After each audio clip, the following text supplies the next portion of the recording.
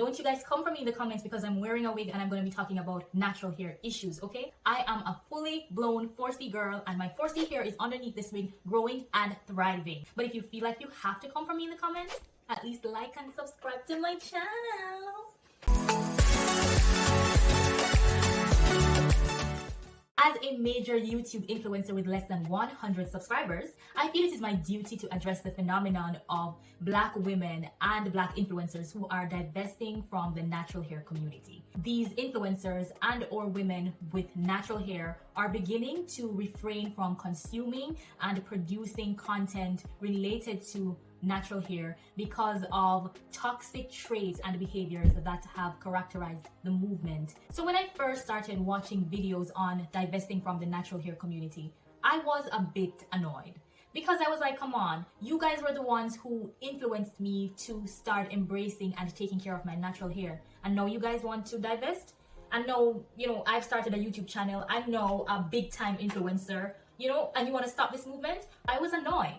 But by that time, I was already cursed. And the YouTube algorithm was already showing me more and more videos about divesting from the natural hair community.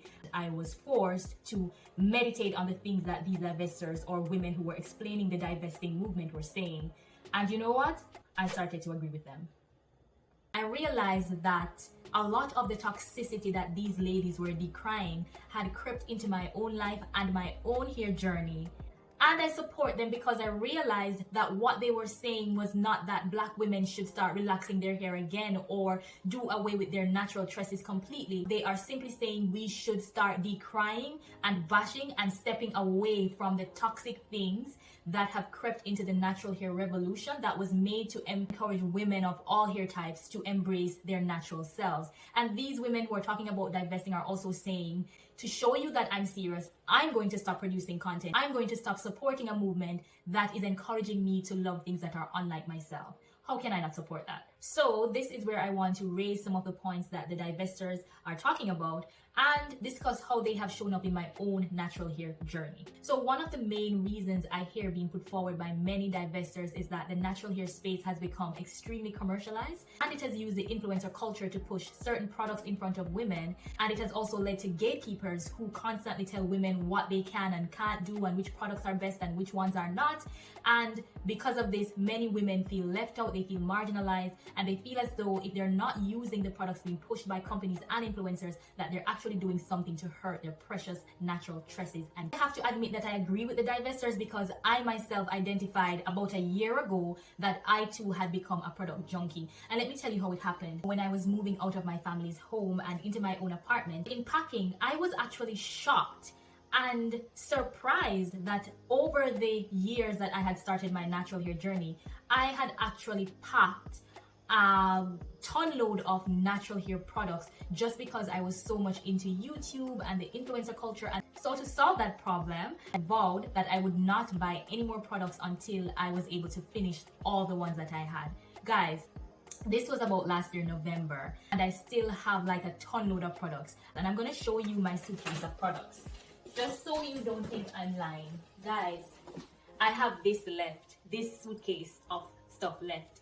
I have all sorts of gels, shampoos, conditioners, hair treatments, butters, and I had so many more products. As I said, I had 2 suitcases because I had become a victim of the commercialization of the natural hair movement. So on that point, I absolutely have to agree with the divestors. And on the point of the natural hair gatekeepers and police officers who constantly tell women what to do with their hair, it's actually a very real and scary thing. There are women who are afraid to use certain products. There are women who are afraid to leave their hair unwashed for more than a month or even more than a week sometimes because we're being told that it's nasty, it's dirty. There are naturals who are legit being dragged for wearing wigs or for styling their hair a certain way because these gatekeepers and police officers are trying to tell us that if we wear wigs or if we do certain things, then it means we don't love ourselves, we don't love our natural hair. Even thinking about doing this video, I thought long and hard about doing it right now or whether I should wait until I remove my wig,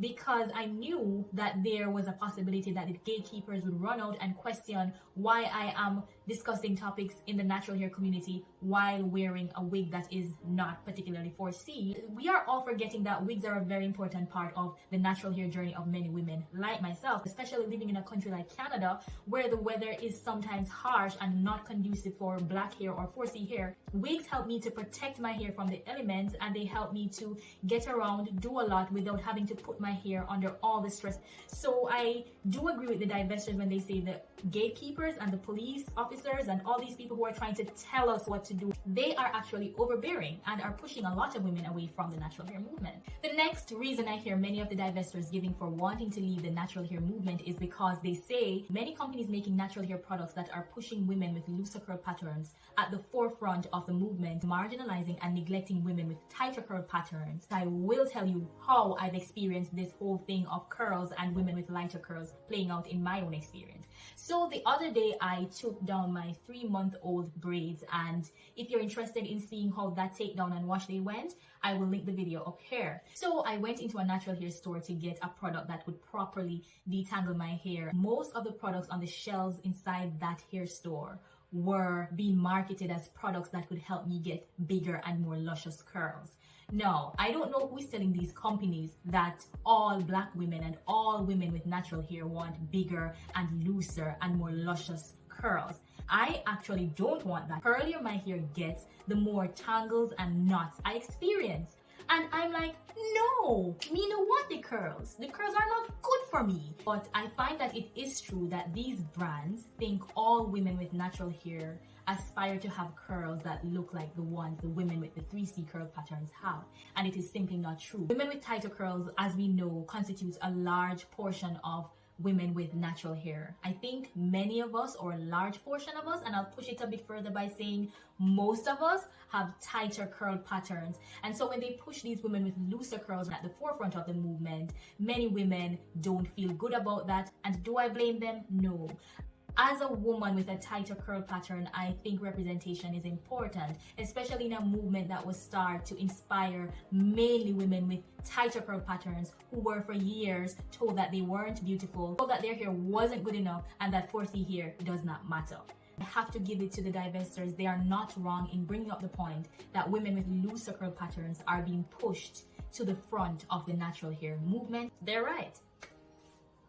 I personally don't want the natural hair movement to come to an end because there are so many positives that have come from this movement. Tips and tricks that I've garnered that have helped me over the years and are still helping me to maintain my hair, to love my hair. There are so many valid points that are being put forward by people who are divesting from the natural hair movement. I would encourage you to go ahead and, listen to some of the points being put forward by them. See if you agree or if you don't agree, but it's all an important part, I think, of this natural hair journey that all of us are on. Make sure to like this video, subscribe to my channel, and of course, drop me a comment below to let me know how you feel. Peace out.